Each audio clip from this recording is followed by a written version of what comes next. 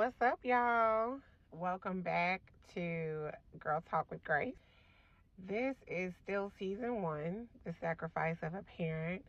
And this episode is called, which is episode 2, Single Mom Guilt. I am quite sure that there are a lot of single dads out there, and I really do commend you guys, but I titled this Single Mom Guilt because it's relatable to me. I am a single mom in this moment, and I want to get into some things. One, because I know that there is a difference between being a single mom by dating and a single mom by being the only parent that is active in the child's life. Okay. I'm not dating. I am actually walking with Christ at this moment and just waiting on the one that he sends. Amen. Amen. But my children's father is deceased. So a lot of the weight falls on me. Now, our first episode was called Taxi Cab.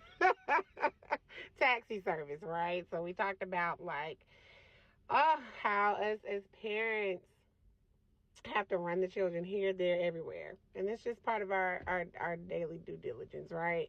But for the single parents, and I said parents in episode 1 because shout out to those that co-parent, those that are married, those that live together, and you can switch off your responsibilities one to another. But there are some of us that we don't have that privilege, and that's okay. But we have to continue to show up, for the babies.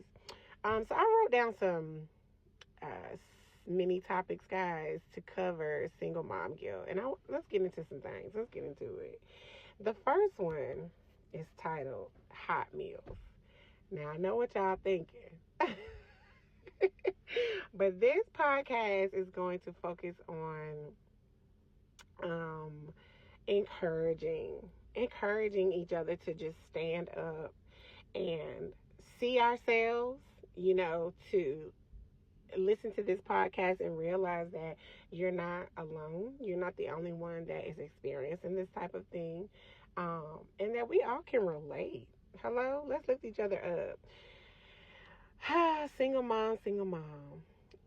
If you're finding yourself as one of those moms that get off work, or even if you don't work, you have not provided a hot meal all week or in the last 2 or 3 weeks, single mother, I'm challenging you to get in that kitchen and provide a hot meal for those babies, because it sometimes gets hard, it sometimes gets rough, and I know there are times where you feel as if, oh my God, I just cannot do this.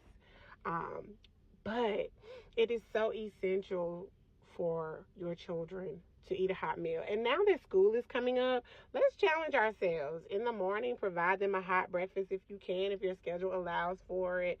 Provide them a hot breakfast in the morning before they go to school. I'm not saying that this has to be a Monday through Friday thing, but I know that your children will always remember and love you for that. I remember my mother, as I was in grade school, cooking me a hot meal every day. And as I got older, that meant so much to me, because can I toot my own horn a little bit? Like, can I step on my own shoe? There was a time where I was in school getting my undergrad degree. I had 3 small kids. I was working, life was lifing, and I was just like, just buy something processed and heat it up, the chicken nuggets and And I'm not saying nothing is wrong with that, but let's cook some more hot meals in 2024 and going above and beyond and going forward, because I know that's a challenge. Whether y'all admit it or not, I know that's a challenge. Some of us love to cook. Some of us gonna get in there, provide that hot meal. I'm talking to the ones that have found yourself slipping, and you have. Single mom guilt. It's okay. It's okay. But this is your reminder to challenge yourself and get back up, girlfriend, because you got this. Y'all, the next topic was eating in the car. Have y'all ever came home from work or from wherever you are and you're about to go into the house and you know it's food in the house that you either cooked, or you know it's food in there that they can heat up, and you purchase food from outside, and you decided you gonna sit and eat your food in the car because you ain't bringing that food in there for them kids to be asking for some, or you just did not purchase them none. Single mom guilt, single mom guilt. I've done that before, y'all, but listen, let's not make that a habit, okay? Let's get out there. If you get you some food, get them babies, get them something from Chick-fil-A too. But I have been there before, like, dang, I don't want to go in. I don't want them begging for my food. I know I done cooked. I'm about to eat this in the car, honey. How many of us have done that? That is so funny to me. And don't feel guilty. If you've done that before, if you're still doing it right now today, listen. I'm just saying, don't make it a habit, okay, girlfriend? Amen. Amen. Second, parental controls. Now, this one I'm very serious about, and I have had to step it up a level here lately. But moms, let's be on top of our kids and what they're doing on their games and their phones. Put parental controls, set their maturity level to below their age, because at the end of the day, we want to protect our babies from being exposed to things too soon. YouTube is a no for me. I don't know about anyone else's household, but like, I have totally shut down YouTube because I feel like at any moment the devil just wants to seep in and just present stuff to them that they're not ready for.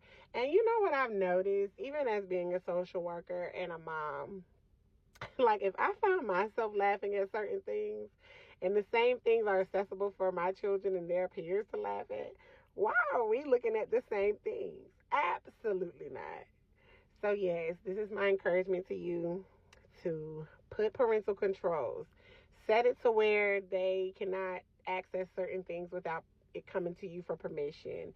Set it to a maturity level. If they're 10 and 11 years old, put the maturity level at 7, 6, and be on top of it. Get up. Get up. This is my encouragement to get back on top of things. Don't just hand them their tablet and their phone and say, oh, get out my face, because I know some of us are tired and I know some of us are just exhausted, but don't forget that parenting is a badge of honor. And what you raise now, it's going to matter later. So protect the kids, okay? And get those parental controls out there. So fourth topic was homework. Okay, how many of us are guilty of this? OMG. These kids come home with homework, and it is not like when we had homework, honey. Like, I found myself having to reteach myself things. I'm like, I absolutely don't know how to do this. Y'all, sometimes I used to come home from work and just pray them kids had their homework correct. How many of us have gone to sleep without checking the kids' homework and had to check it in the morning? I'll wait. Don't feel guilty. You are not alone. However, I'm challenging myself that no matter how exhausted I am, when they get out of school and I done ran them to practice and come back, and then they got a game during the week and wooty woo, then we get home, they got to shower, eat, and it's a rush, I still want to slow down, even if it's 11 o'clock at night, and look over their homework so that we're not rushing to do it in the morning, right? And y'all, lastly, I wanted to talk about overcompensating as a single mother. OMG. Like, how many of us are guilty of just, you're the single parent, so you buy those children every single thing? I mean, you just go above and beyond to just take them to Italy, get them the latest, the greatest. I am so guilty of that myself. And this is my encouragement to say, don't be so hard on yourself. It's okay if you can't afford it, if you can't get the latest and the greatest. Single mom guilt. You are doing a great job, okay? Well, guys, I'm going to wrap up this episode because it is time for me to get ready for Bible study, and the kids are almost out of football practice. So I love y'all so much, and thanks for tuning in to Girl Talk with Grace.